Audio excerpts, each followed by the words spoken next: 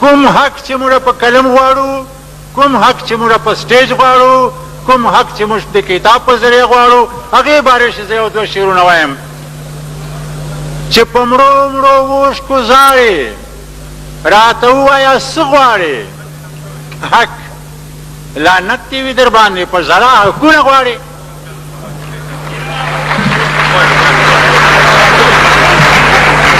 چې په مړو مړو اوښکو زاړې راته ووایه څه غواړې، حق لعنت دې وي در باندې په زړه حقونه غواړې.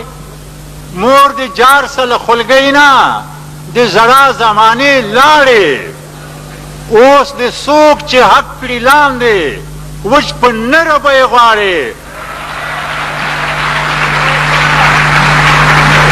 مور د زار شه له خولګۍ نه د زړه زمانې لاړې، اوس د څوک چې حق کړي لاندې وچ په نره به یې غواړې.